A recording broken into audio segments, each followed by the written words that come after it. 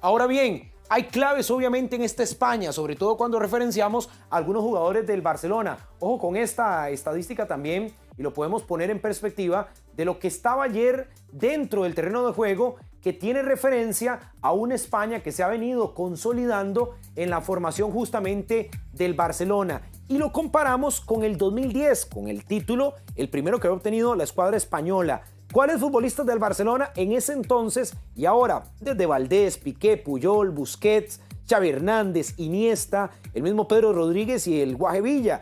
De este plantel de 26 futbolistas está Joan García, el arquero, Eric García, que ingresó unos minutos ayer, Pau Cubarsí, el líder de la saga, Gavi, que después de la ocurrencia del primer partido sumó pocos minutos, Pedri, que vino desde el banco, Dani Olmo, que se consolidó detrás del punta, Ferran Torres, que termina haciendo el gol del triunfo, y ni qué decir lo de Yamal, que de poco protagonismo para España. Pero Ricky, pareciera aún así, más allá de esa esencia del Barcelona, que España no necesitó de la mejor versión de Yamal. No, pero igual es un jugador peligroso, un jugador que arrastra la marca, la doble marca, es un jugador que te puede desequilibrar en cualquier momento, es un arma increíble, no fue un gran mundial para él, pero tiene un futuro increíble y esta selección, Pedri tampoco, se esperaba más, fue suplente casi todo el mundial, jugó bien los últimos minutos en la final. Gavi jugó muy poco, peleó más de lo que jugó. 4 jugadores suplentes de esa lista. Olmo jugó muy bien la última instancia, mucho mejor de lo que estábamos acostumbrados a verlo. Ferran Torres saliendo del banco demostró ser un jugador letal. Igual pienso que la generación del 2010 era mejor, pero hay que ver, esto recién empieza para España. Yo creo que sí. Porque lo que hizo Pep y esa generación de jugadores fue extraordinaria, y ahora con Hansi Flick y el Barcelona y lo que han hecho, no hay jugadores del Real Madrid. Eso, a ver, desde mi punto de vista quizás es un poco más cómodo para esta selección, quizás lo que buscó el técnico, que no había jugadores de súper gran nivel del Real Madrid como para poder dividir un vestuario, porque nunca sabes lo que puede pasar. Yo no lo sé, es lo que percibo. Están acostumbrados a jugar juntos, a convivir juntos, a un sistema de juego que lo vienen haciendo, y lo vienen haciendo juntos desde hace mucho tiempo. Entonces, España hoy por hoy es el equipo que desde el punto de vista de todo, el que mejor juega. Y ahí están los frutos. Y yo creo que lo termina redondeando. Yo creo, Dani, también que más allá de lo del Barça, más allá de lo del Barcelona, y que obviamente la presencia es importante, más en el 2010 en la titularidad de lo que fue quizás en este 2026, pero también mucho del mérito de esta selección es tener futbolistas del Athletic Club, de la Real Sociedad, un Alex Baena que si bien llegó al Atleti no había brillado tampoco, es que no tiene con figurones. El equipo colchonero, y llega para ser... No es claro, titular en su entonces yo equipo, creo que por ahí pasa mucho el mérito. Pedro Porro con el Tottenham, que venía de pelear descenso en la Premier League y el gran mundial que se tiró. Cucurella con el Chelsea también tuvo una temporada complicada y termina siendo para mí el segundo mejor jugador. Mikel Oyarzábal también, justamente. Entonces, eso yo creo que le da mucho más mérito todavía a este equipo.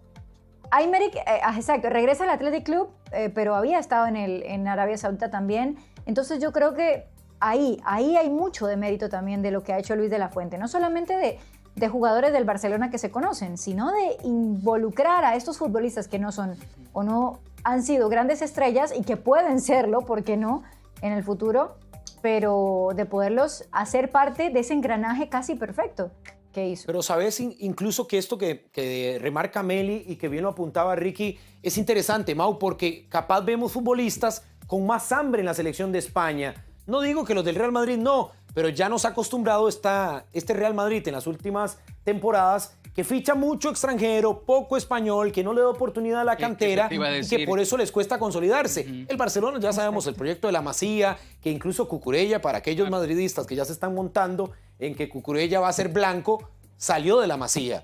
Y eso hay que ponerlo en perspectiva. Es decir, el Barcelona sigue potenciando muchos, más allá que no jueguen o no debuten con específicamente el equipo culé. Y esa hambre se vio en cancha desde la Euro, incluso desde la UEFA Nations League de 2023, que la gana este grupo, y ahora más en la Copa del Mundo, Mau. Sí, sí, por eso hay que referenciarlo. Yo entiendo lo que dice Ricky, pero ¿qué jugador del Real Madrid es descollante de España? Digo, la mayoría, todo el mediocampo es extranjero. No. Defensas, de repente ahí sí hay algunos que son nacionales, españoles, pero todavía no encuentran ese nivel porque también fue un equipo que estuvo descalabrado en las últimas 2 temporadas. Ha tenido muchísimos problemas en el nivel futbolístico y la mayoría son extranjeros, desde el guardameta hasta sus delanteros. Entonces es muy difícil decir qué jugador del Real Madrid va a estar en la selección de España. Entonces hay que entender y referenciarlo. Ahora, lo de Luis de la Fuente yo creo que tiene todo el mérito porque primero conoce la raíz de lo que venía haciendo la Federación Española. Dirigió Sub-19, dirigió Sub-21, ahora dirige la absoluta.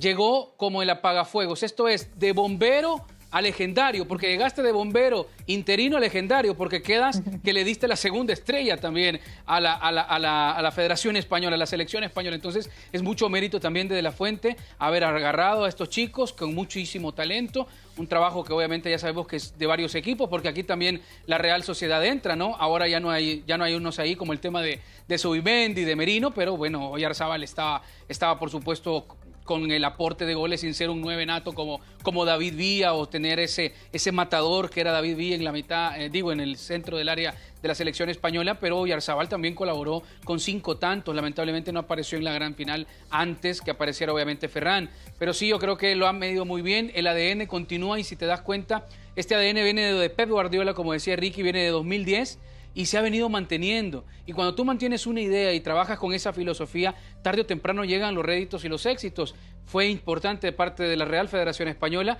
de dejar a De la Fuente, implementó la filosofía, le dio continuidad. No es el tiki-taka de 2010, pero lo intenta hacer. Y ese tiki-taka, midiendo las distancias, le ha dado el título del mundo, ¿no?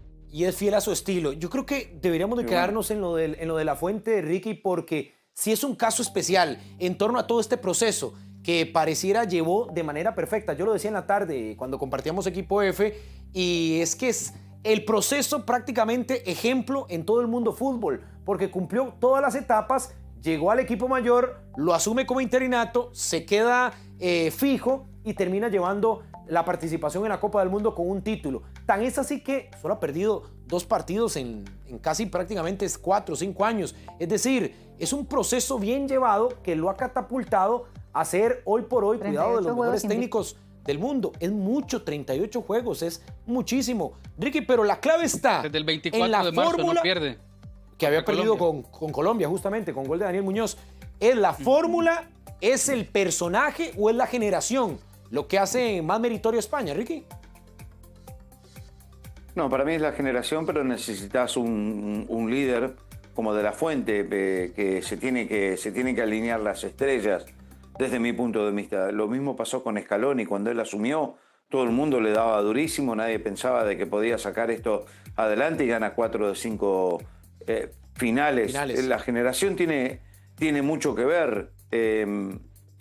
España gana el 2010, pero después los demás mundiales fue un desastre, no nos olvidemos. Están tirando demasiado flores ahora recién con esta generación, otra vez con la base del Barcelona, lo que decíamos hace unos minutos, pero hubo mundiales en que España dio lástima y no llegó a nada. ¿En 2014? Dejó muchísimo que desear, tuvo que trabajar mucho para recuperar la filosofía, pero llega a través de una generación de jugadores, como te repito, acostumbrados a jugar juntos, que tienen una filosofía, que la conocen de memoria, que son fieles a ello, y el técnico se adaptó a eso también. Es un técnico muy inteligente, que empezó de abajo, que no tenía trabajo, que él mismo lo dice, que una vez vio en un periódico que buscaban un técnico para las inferiores de la selección y aplicó y se lo dieron. A ver, esto es una hermosa historia y todo se tiene que dar, nada más. Y ahora nada, disfrutarlo y a ver qué es lo que pasa en el futuro. Pero se mantuvo fiel a un juego que siempre le vino muy bien a España, sí, y que nada, le ha ido mejor y peor, porque en este Mundial también empató con Cabo Verde, tuvo problemas con Bélgica, se acuerdan de la lesión de Courtois, tuvo sus momentos también, con excepción de la final que desde mi punto de vista domina desde el principio hasta el final. Con excepción de esas 3 oportunidades que tuvo Argentina, que eso es lo que tiene la selección de Scaloni con Messi, que no solo que lo podría haber empatado, lo podría haber ganado. Ese gol que no entra de Senesi en un centro de la derecha de Simeone, que la saca el defensor con la punta del botín, fue increíble. Pero bueno, también tenés la cuota factor suerte, que yo no creo mucho en eso, pero en este caso España le salió bien en esa, porque podría haber anotado a Argentina 1, 2, 3 veces. Se propicia a veces, en muchas ocasiones. La suerte, ¿no? Claro, pero a veces se igual cree... Scaloni lo quería llevar a los penales. Y en los penales, ¿quién quita? Sí. Con lo agrandado que estaba allá en el arco, el Dibu, que sí lo sacaba. Y cualquier cosa podía pasar. Yo creo que Argentina lo ganaba si lo llevaba a los penales. Y por eso los cambios, o sea, fueron de urgencia. Se seleccionaron los dos centrales. No tuviste cambios como para adornar, para cambiar algo futbolístico, para buscar el resultado. Y eso te condiciona que ahora sea o no. Yo entiendo hizo que las variantes, pero las hizo con el plan de juego al inicio, Mau. Y yo creo que ahí es donde quiso corregir. Claro, es que el problema fue ese, el inicio. A Licha Martínez le sacan la amarilla y ya ahí comenzás a condicionarte. A ver, ya te digo, no se le va a tirar a Scaloni por su toma de decisiones antes de la final. Pero en la final, yo creo que hasta él mismo lo refleja con sus lágrimas. No tocado el 11 que enfrentó a Inglaterra, por ejemplo. Exacto, que él sabe que algo no le salió. Y como hombre de fútbol, sabe que él asume esa responsabilidad, se la deja muy dentro y listo, ahí muere. Tiene que yo creo que es así.